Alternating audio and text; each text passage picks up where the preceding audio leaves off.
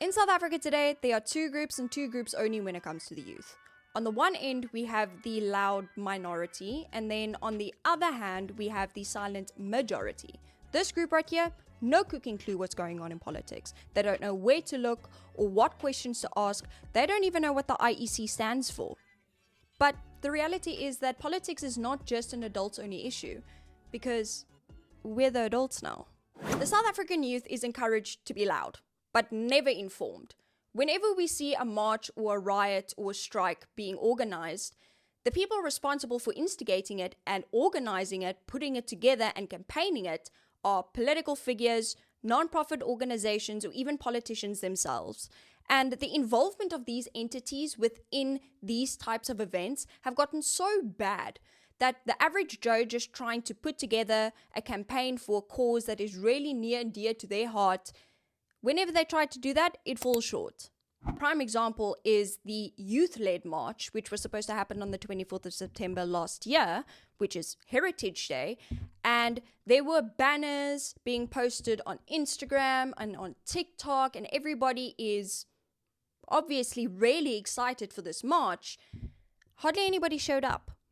Then we have the biggest smack in the face for all South African women, and that was the controversy around the Women for Change.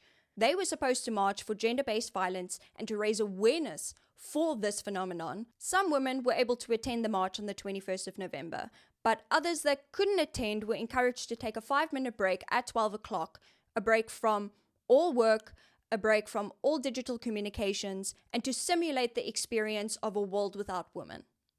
But the reality is that isn't that kind of when they already have their lunch break? But the biggest slap in the face was when it was revealed that the entire movement and the donations that they were getting was a complete scam.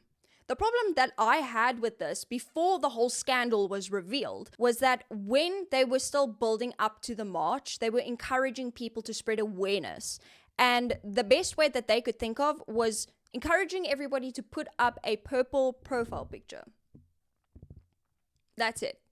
But as we are sitting with our purple profile pictures and we are waiting the march to happen, and some of my friends are now ready to take their 5-minute break on a Friday at 12 o'clock, we get the news that the whole donation situation to the Women for Change might actually be a humongous scam.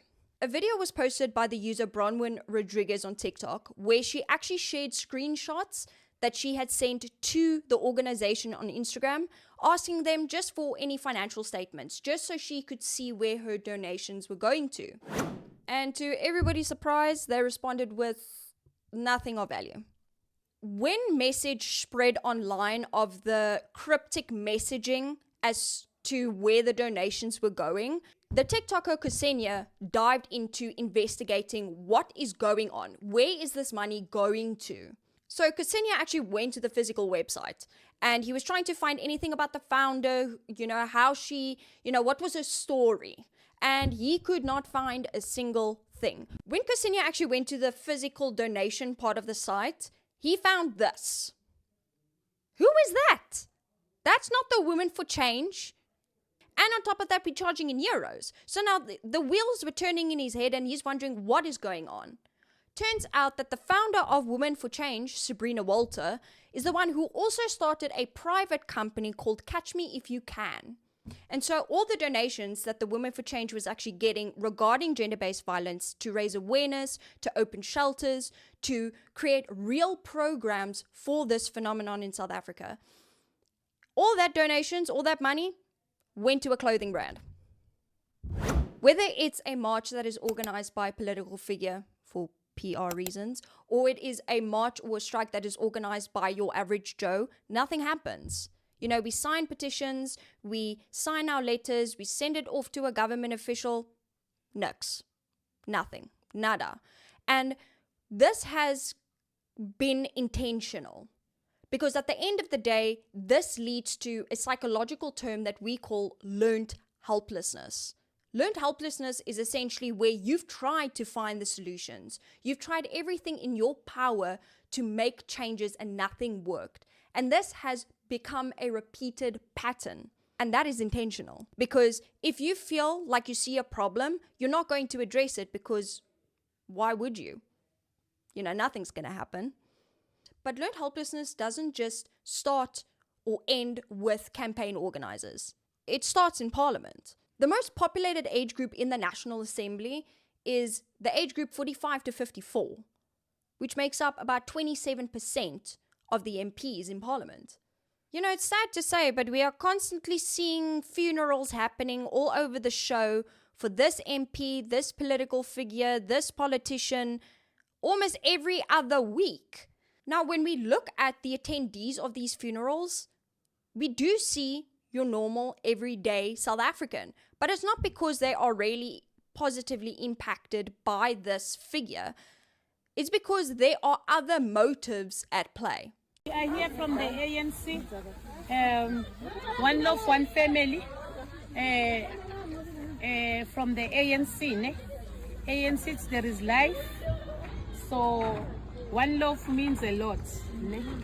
Now, you may be wondering, what in the Hunger Games? But as of last month, April 2026, the ANC had their annual rally, and attendance didn't look so good. And you know why? You guessed it. There were no food parcels. But yes, we can laugh all we want and we can make jokes, but this is sad. This is sad that political parties are treating people less than human. People are so desperate that these tactics actually have worked. But the only way that we are going to change these narratives is when the youth actually realizes how much power they really hold. I mean, in South Africa today, 1 in 3 people are between the ages of 15 and 34. But this begs the question, why is there so little representation for youth in politics? Are politicians afraid? Are politicians holding certain belief systems about young people? My honest answers to these questions is that South Africa is still a very conservative country. I'm centre-right. I try to be as centrist as I can, but I lean more conservative. And even I can admit that South Africa has an elder respect norm where young people should be seen and not heard. But people under the age of 30 in South Africa actually are very unique and are the most unique demographic in the country. They were the first to be born after the 1994 elections, go to primary school, go to high school, go to university, enter the working world, gain working experience, meet their partner, start a family, have children, and have those children be in primary school today. The only ways that the youth is going to move forward in South Africa is if we start questioning the things that we read, the videos that we watch. Waar kom hierdie inligting vandaan? Daar's geen bron nie. Zero. Dis disinformasie.